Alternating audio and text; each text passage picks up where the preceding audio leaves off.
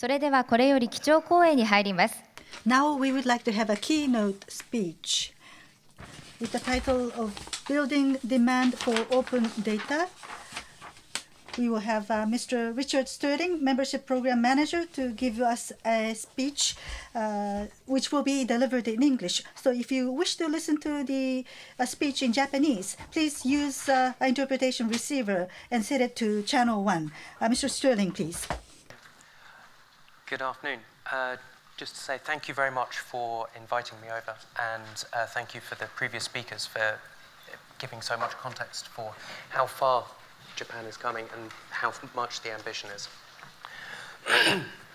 So I'm going to talk to you a bit today about the UK context and how open data policy has been coming, a bit about some of the stories of impact that we've seen, and lead on to the global conversation that we see happening. Now, a number of people have described data as the raw material for the new industrial revolution, and that's something that echoes with one of the previous speakers. Now, what does that mean? It means that data is integral to the services that you can see on the internet. It's integral to the any sort of process re-engineering that you want to do as an organization. So data is needed to, without the data, then you can't see any of that sort of re-engineering. And that's a message that has been heard loud and clear by political leaders around the world. So one of the big things that's happened in the last year in the open data space is President Obama has issued a memorandum specifying that when they make data available, this new presumption in favor of open, that they're going to make it open and machine readable. So that's some of the previous speaker was talking about licensing, open licensing, about formats, so the 5 stars of openness that Sir Tim Berners-Lee has spoken about. And this has been signed into guidance by the President of the United States in the US. And then, as has already been alluded to, at the G8 conference in June this year, led by the UK, all of the heads of the G8 nations signed it's signed up to an open data charter. So as you can see, UK Prime Minister saying open data is at the heart of my agenda for government.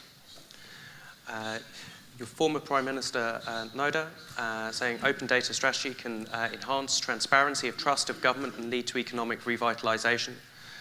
And President Obama saying openness will strengthen our democracy and promote efficiency and effectiveness in government. And that's a sort of tripartite head of benefits that you'll see echoed throughout this talk. And as it says, the G8 Charter incorporated in its wording this sort of global aspiration for open data to open up a new era in which people can use open data to generate insights, ideas, and services to create a better world for all. Now, this is something that the UK has been working at for a number of years. We now have a number of data sets that have been open. Our government has adopted a presumption in favour of being open by default, which is something that you can see in the data sets that are being released. There are some things that are very valuable. They're core pieces of infrastructure. But there are also things like the statistics on whether or not on fish capture in our seas, which is very worthy, but isn't life-changing except unless you're a fisherman. Now, one of the things that happened about a year ago is that the UK government thought, well, where's the impact? We've released all this data. We know it's a raw material, buy that. But where's the impact? Where are the businesses being created? Where are the products and services that we can point to? And that's one of the reasons why just over a year ago the ODI was founded. It was founded to bring together industry, academia, and the government to talk about the impact and also to bring innovation up. So we have 12 startups on site, so that's 12 people who have businesses working with open data, trying to find out how to make money from it, and how to, running up against the challenges that any young business finds. And we do a healthy thing of introducing those young businesses to the people in government who should be opening up the data. Now, I said we've been going for a year. We're quite a small organisation, but we have as our operating principle, we're trying to create an environment for other people to be successful. So where I was saying that we had 12 startups on site, we don't have any equity stake in them. What we do have is we have them as a challenge. If we have to sit down at lunch with these people every day. If we're not doing a good job of creating an environment for them to be successful, they soon let us know. We've been able to grow quite well. And one of the other things that we see is because open data is a raw material, that it brings benefits for everybody. Slightly shamelessly, this is the picture with Sir Tim Berners-Lee, our president, tweeting, "This is for everybody at the Olympics." Unfortunately, it's the one image in my slide deck that isn't Creative Commons. We had to pay the Press Association for it. 80,000 people in the audience. Not one of them had a big camera and licensed it Creative Commons attribution on Flickr. So if anybody does have a picture, send it through. And when we say this is for everyone, we mean this has benefits across the entirety of society. So one of the first things that our chief executive did when he entered the organisation, at that point there were 3 people employed by the ODI, was he launched the world's first data as culture competition. So he deliberately did this to reset people's expectations, that open data isn't just a technical change, but it can have impact in culture as well. So, as I said, this is the world's first data as culture art commission, or at least we think it is. We had 89 different respondents from 20 different countries in the 2 weeks that it was open. Had attracted global coverage. It was in the Wall Street Journal. It was covered at the main TED conference in LA.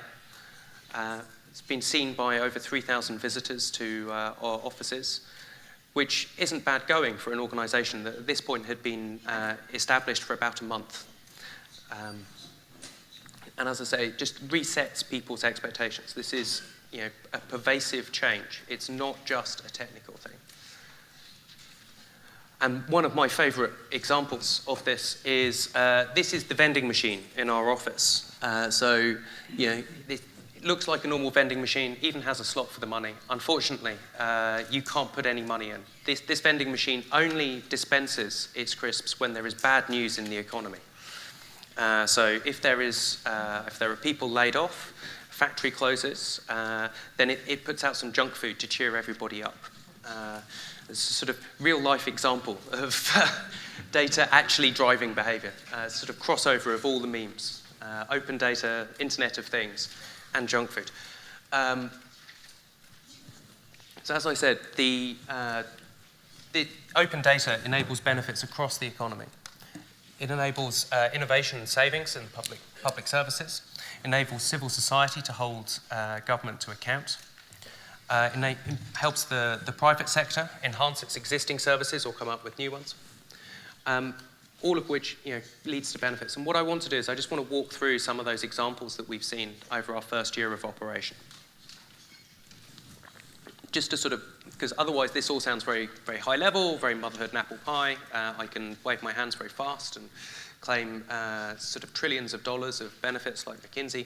But everybody always says, okay, so that's lovely, but what are the examples? Can you show me one of these things working? So I want to talk to you about a few of those that we've seen.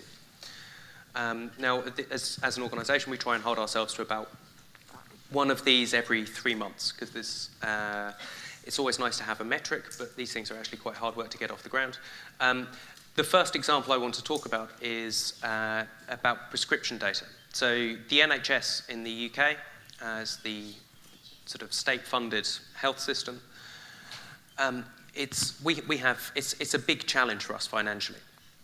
You know, we have an aging population, we have an expansive NHS, and there's a period of fiscal austerity going on. So at the same time, the NHS Information Centre had been publishing. You know, they'd listened to this dictum that we should have open as by default, and they'd been publishing suitably anonymised details of every prescription written for every drug, for every person across England and Wales for 12 months.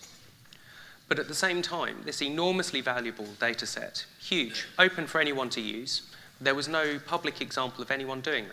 You know, we'd heard stories that the drugs companies were using the data to check that the returns from their drugs reps were accurate and nobody was lying. But there was no sort of public service that you could point to. Now, we thought this was interesting, but we were then approached by one of our startup companies, Mastodon C, who sort of an ethical big data company. It's a bunch of people who got bored working for Google and selling advertising, want to change the world. And Open Healthcare, an organisation related to the Open Knowledge Foundation, who said, we think there's something in here. We think we can find a story. So they did. 6 weeks. 6 weeks work, they analysed that data, they visualised it, they honed in on branded versus generic drugs for statins, which are the drugs that you take to reduce the incidence of heart problems, so they're widely prescribed, and where the branded versus generic is an order of magnitude difference. It's sort of 10p plays £10. And it's a widely known thing in the NHS that there is this problem of overprescription of branded drugs. But nobody had crystallised it. For all of the reasons that doing IT well in government is hard, nobody had been able to put a number on it. And these people put a number on the problem of £200 million. This is a £200 million cash saving every year identified in the NHS. And because all good data analytics has a map on it, you can check on the map the incidence of where that happens. So you can see, just without knowing a huge amount about the UK, you can see that doesn't seem to be any sort of rural-urban split. You know, it's not particularly bad in London or particularly good in London. There's no north-south divide, so there's no sort of difference there. So this does just look like random noise. And if you believe that it's random noise, then you believe the 200 million number, or you know, something there or thereabouts. So that's the first example. The second example I want to talk about is you know, all the announcements at the G8 came out of the tax transparency and trade session at the G8. And one of the big questions or issues there was around you know, tax transparency and sort of very complex corporate structures. And they were so complex that nobody really knew what was going on except the lawyers for the company concerned. Now, one of our other startups, Open Corporates, has a mapping. So they've, for the last 3 or 4 years, they've been going around the world taking corporate filings for any sort of organisation and putting them into a database. So for this sort of tax transparency and trade session, we sort of challenged them and said, well, can you give us something that will show to the politicians why this is a big deal, why the open data makes sense? So they did. This is a visualization of the corporate hierarchy of Goldman Sachs. So one of these dots on this map is a company, and it's sort of all the dots are clumped into the shape of the country. And you can see the USA, so there's lots of Goldman Sachs subsidiaries in the USA, vaguely understand that. You can see the United Kingdom, just by the United Kingdom is the Netherlands, and you can start picking out countries.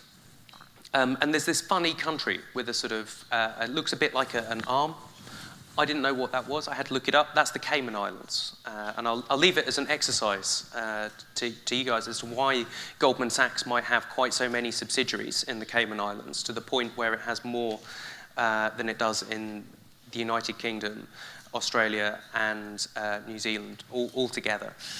But that type of insight is incredibly powerful. And this is driven by regulatory filings data from 3 different regulators in the United States, all of whom had published the data under this sort of presumption of open, none of whom had the data to be able to draw this type of relationship on their own.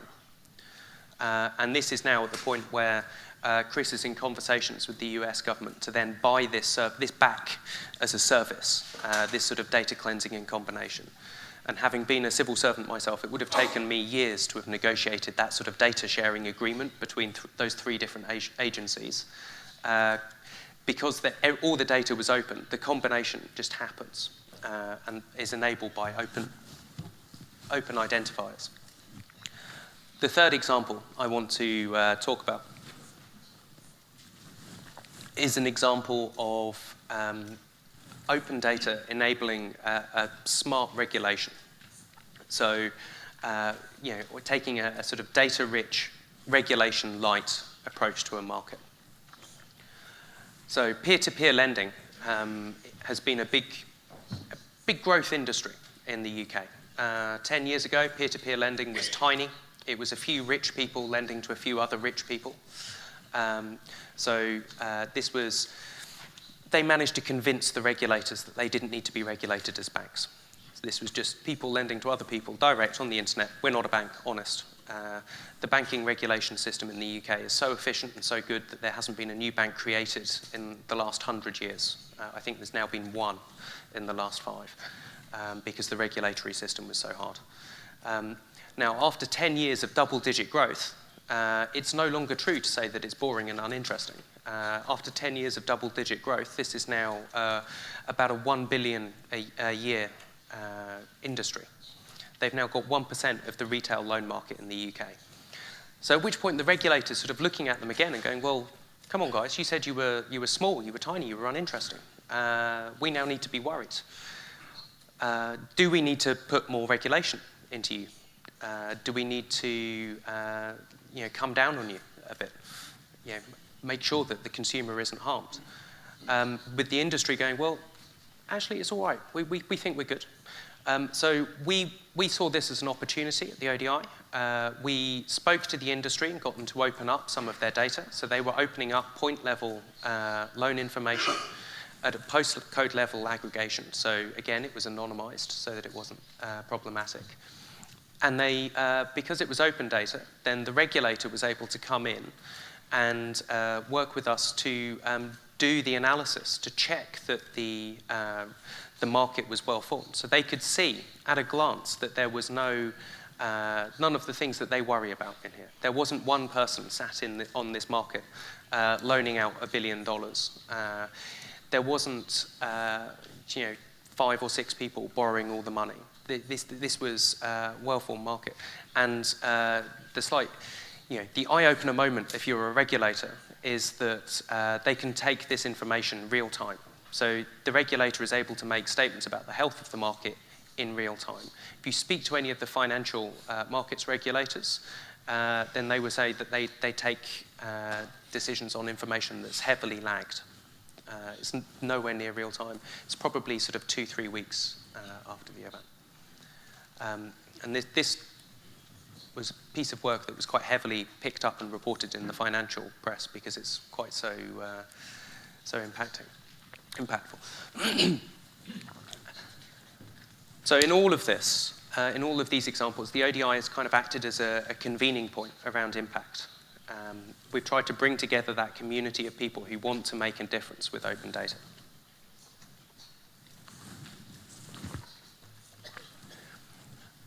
And one of the examples of that is with our startup community. So a lot of the challenge for us over the last year has been trying to find the business models for supporting open data businesses. A lot of the efforts before we came along were either self-funded or were community-spirited. There weren't very many examples of people being able to make payroll from an open data business. So I just want to talk through a few of the examples of our startups. So The first of these is Transport API, very similar to the model I talked about earlier.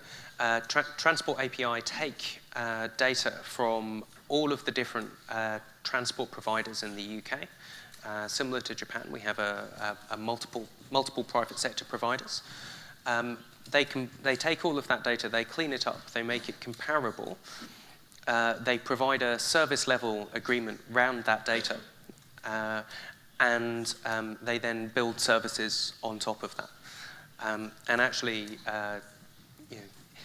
they've got to the point where the service level agreement and the cleansing is better than the in-house stuff done by the transport companies. So the transport companies now buy that back off them as a service because the integration was incredibly hard work.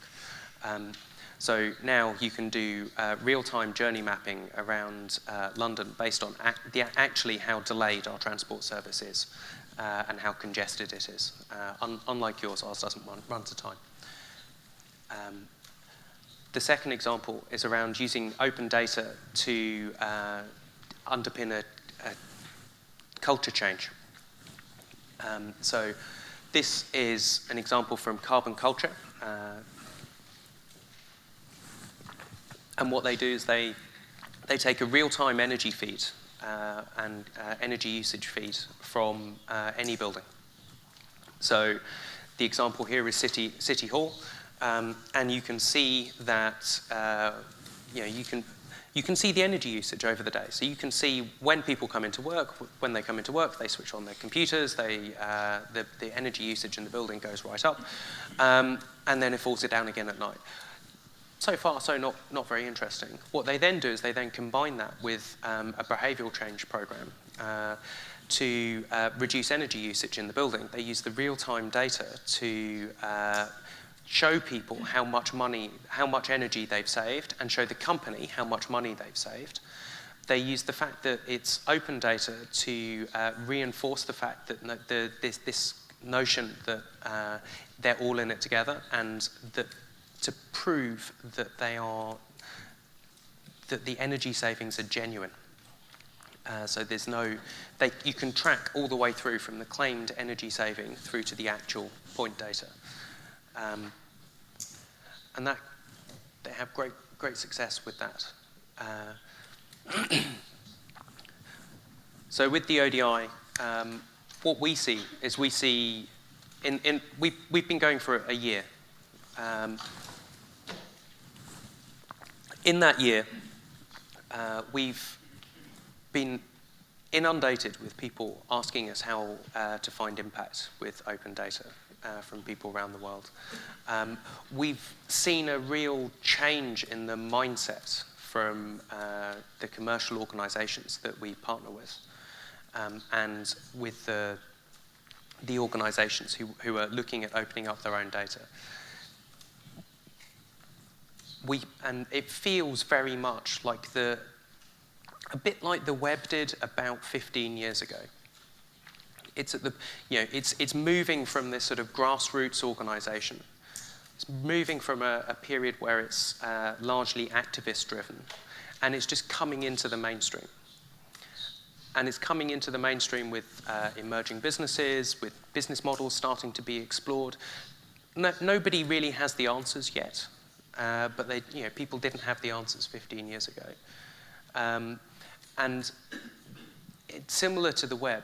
We're seeing a sort of global movement and a global network emerge.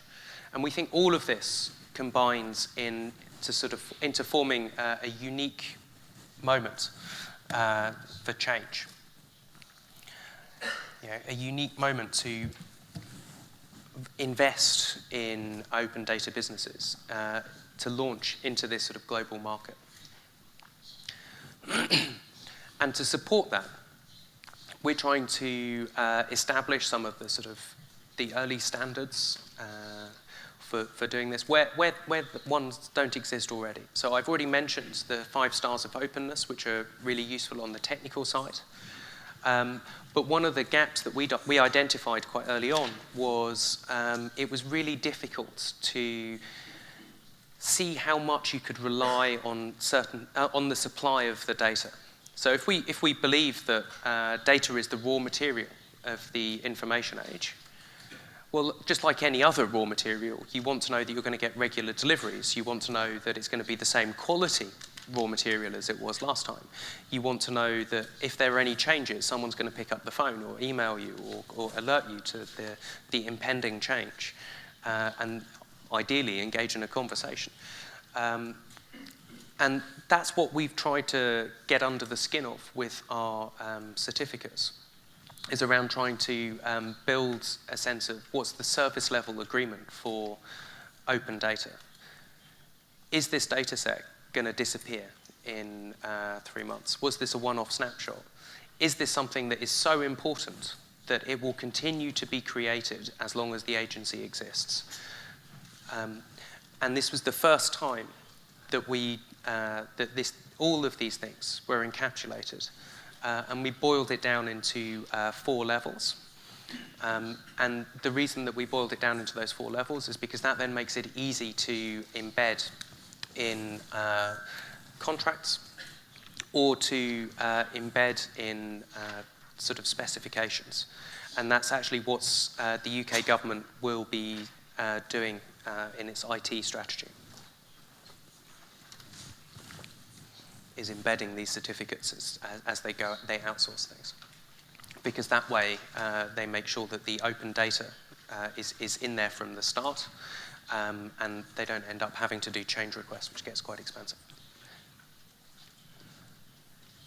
The other thing we're trying to do is, I mentioned that the ODI was trying to act as a convening point for a community of interest around impact from open data. At the same time, I said that this is a global movement. You know, this is there are conversations like this one happening in countries around the world. And what we're trying to do is we're trying to find a way to bring those conversations together, to share best practice. And we're trying to do that through what we're calling our node network, of a sort of peer network of organizations focused around the economic benefit of open data. So that's, you know, businesses, universities, NGOs, people that actively support open data projects, and can support that community of interest, you know, producing things.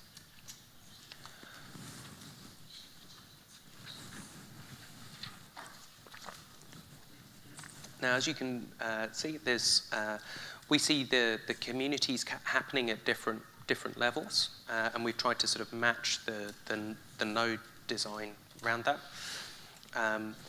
There are communities that happen around cities or regions. So, for example, we have a node in Dubai, where they're looking at supporting the local open data ecosystem in Dubai. We have similar ones in Trento, in Italy, in Sweden, a couple in the United States. But we've also got country nodes, where the country is looking to try and support the local entrepreneurs and try and give them, try and grow the ecosystem and the environment. And we only got 2 of those currently in the United States and Canada, both sort of in their trial period to see if they can get off the ground. But the overall approach that we're trying to take, both in this and more generally, is so many parts loosely joined, and just try and act to amplify the voice of what's there. It's a very sort of web ethos and methodology. It's very decentralized. It has all the challenges of a decentralized approach. But the only core bits here are around adopting the license and charter and using the ODI brand, because that then gives a sort of global voice and focal point for the community. Incidentally, the many parts loosely joined is exactly the same ethos that we took in the UK when we were trying to work out, you know, how to do this. And act with the spirit of the community. Just a couple of extra things to talk about. I'm sure everybody has seen the Open Data Barometer and the charting. I saw some of the earlier speakers say the ambition is to make Japan the best country in the world at IT. As you can see, you're currently doing incredibly well on a number of measures, but the bits that it was this sense of impact, the examples that are lacking on the metrics at the moment. That's why it was incredibly heartening to hear that we were starting to do the idea generation through the hackathons. Start getting those ideas through, and I hope that you'll be able to support those in future and support the ideas from design through the building before they get to market. Because that's one of the things that we noticed in the UK we weren't doing very well. We had a lot of hackathons, and we ended up with a lot of things that were one step beyond PowerPoint, because the ideas came together in a great rush of enthusiasm and energy on the day, but then they lay fallow because there was no way for someone to support themselves before they delivered it. And that's one of the reasons that we have a different program, an Open Data Challenge series, to bring together the developers at the hackathon with the people who have power and budget and problems to co-design what they bring to market. And that then has some money and some seed funding to pay for the initial development of the project. The second thing to just flag up is the core bits of open data. So this is the Open Data Census page for Japan. And this is a benchmarking of all countries across some core bits of data. And the reason that they're core bits is because I keep using this phrase, information infrastructure. And these are the things which are incredibly important for joining together different bits of different data sets. So they almost form like the core spine of data that needs to be linked together. The final thing that I wanted to talk about, and it's very similar to some of the remarks earlier, is that there's a number of different buzzwords going around in data at the moment. I think I've got all of them on the slide, hopefully. Big data, data that doesn't fit on computers, the power of cloud computing to increase analysis. Open data, which I've majored on in my talk. Personal data, which I would argue is data around an individual, which should only be shared with consent and informed consent by people. And the reason that I wanted to put this up is because I think that the really interesting services and opportunities in future are going to be at the intersections of these data, of these types.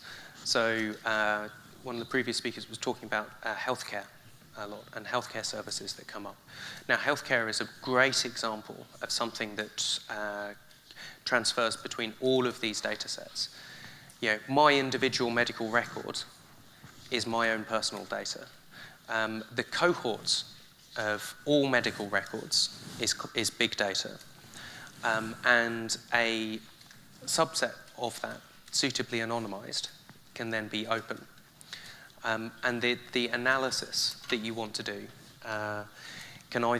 fits into those intersections. So big and personal health recommendation. How do I fit against a cohort? How do you then use that to tailor the treatment plan? That's big and personal. The big and open, well, that's you've seen an example of that. The £200 million cash saving identified from the NHS drug budget. Open and personal.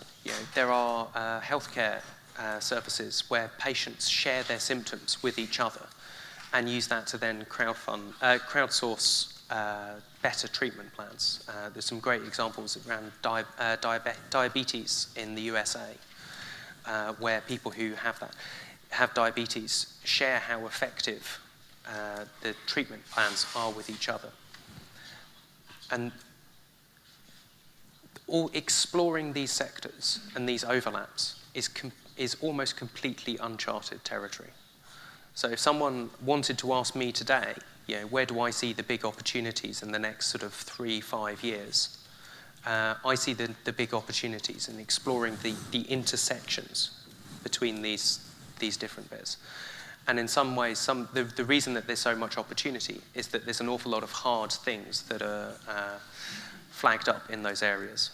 So exploring the questions around personal consent in the personal data, that's incredibly difficult, and it's incredibly difficult with different cultures. So the answer here is going to be very different to the answer in, say, Sweden, where they're completely open about their tax records, which is completely countercultural, to me at least. And as a result, that's where I see the big opportunities.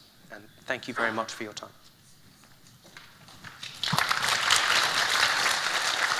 Mr. Richard, thank you very much.